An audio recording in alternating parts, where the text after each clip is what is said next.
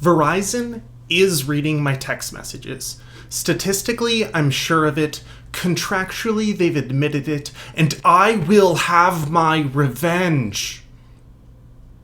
Hi, I'm Steve, this is BlandManStudios, and we're about to disrupt the telco industry. But first, let me tell you what happened. For the last 10 years, I've shared a Verizon phone plan with a group of family members. The idea is simple. We all have phones, we all need plans, and Verizon will offer us a discount if we bundle them all together. Win, win, win. Wrong. So, over the years, Verizon's been slowly jacking up the prices on us, and in that time, a whole bunch of other services have begun offering unlimited plans for a significant discount. So, I texted my dad, who's the primary on the account, and I said, if you're ever thinking about abandoning Verizon, just let me know. I've been thinking about switching to Mint Mobile's unlimited plan for $15 a month. We talked about some other stuff, and then he told me to feel free to switch. You'd think that the story ends there, but then just 10 days later, he gets this email out of the blue, offering him a $10 a month discount on one specific phone line. And guess whose line it is? It wasn't any of the lines who spend more money and are more deserving of a discount. It was my phone, the one who threatened to quit. The timing is sus.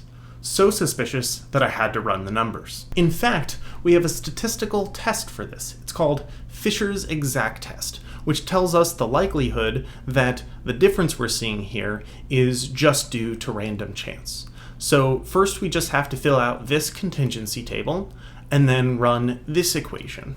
So if we have 4 phones for 10 years, where we pay the bill every month, that's 480 bills.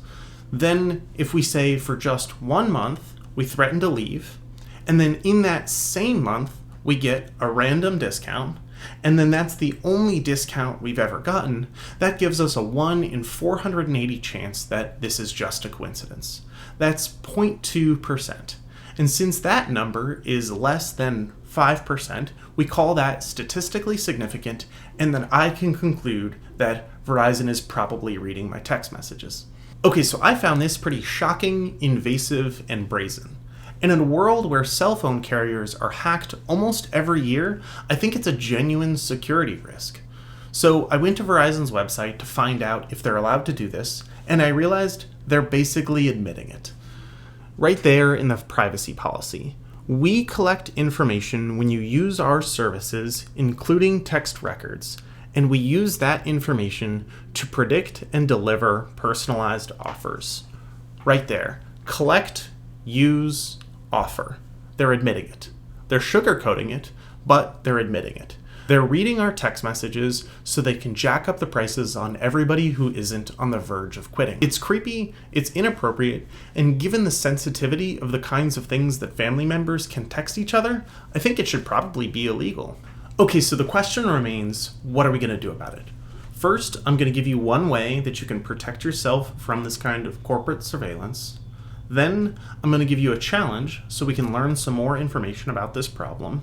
And then third, we're going to open up secret door number 3, and I'm going to invite you on a journey with me that just might change the way the cell phone industry works. Okay, so my advice on protecting yourself from this kind of creepy data collection is to use alternative messaging apps that are both end-to-end encrypted and open source. A good example of this is the messaging app called Signal. Signal is end-to-end encrypted, which means that the only people that can read the messages are the people sending them and the people that you've listed as recipients. So there's no eavesdroppers along the way. Also, Signal is open source, which means that security researchers can study the app and verify that it is doing what it says it's doing, which is not reading your text messages. You might think that WhatsApp is another app in this category, but unfortunately, since WhatsApp is closed source, it means there's no way to verify that the messages are actually end-to-end encrypted. And furthermore, if you look at WhatsApp's privacy policy, you can see there actually is a good amount of information that they do collect on you, like all the contacts in your address book and your precise location.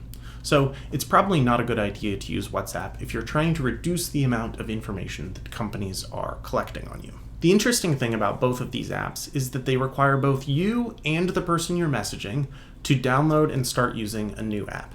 they require you to change your behavior. If you'd like a solution that stops your mobile carrier from reading your text messages, but allows you to keep using SMS messaging, well, then stick around for secret door number 3 because I think you'll find it pretty interesting. But first, I have a challenge for you. Let's find out which carriers are doing this and what they're looking for. So if you're watching this video and you have a cell phone, just send a regular old text message to anyone in your contacts that says you're thinking about switching cell phone carriers, and be specific about which one you're switching to and why. Then drop a comment on this video so that I know you're participating, and then we'll wait and see if you get a discount.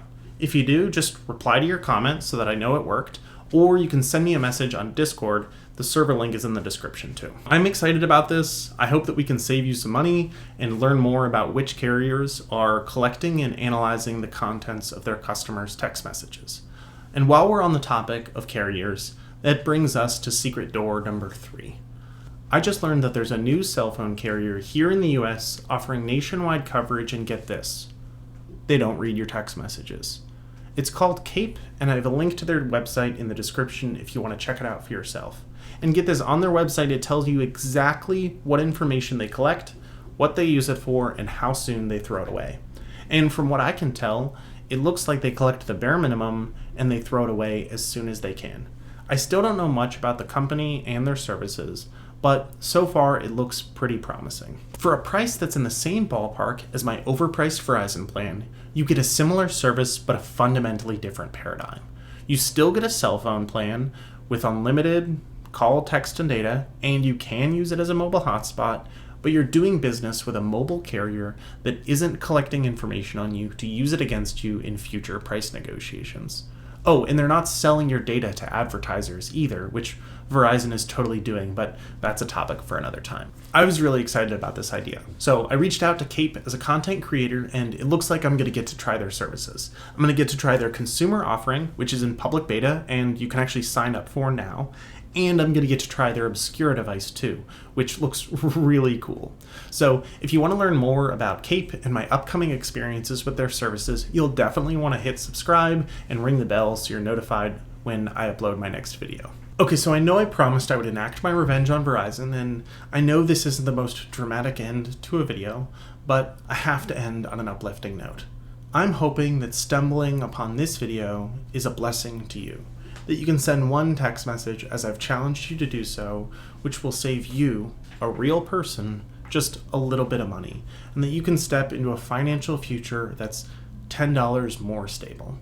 And I'm hoping that by spreading the word about a service that has the potential to take off and take over, we can all take a small step toward a future where we can metaphorically dance like nobody's watching. Now that I think about it, that's actually why I called this channel BlandManStudios. Because for so much of my life, I wanted to be more bland and less interesting. So I'd have fewer people watching me, and I'd be a little more comfortable being myself. So when I say this, I want you to know that I'm wishing that same comfort for you. Thanks for watching, and don't forget to stay bland.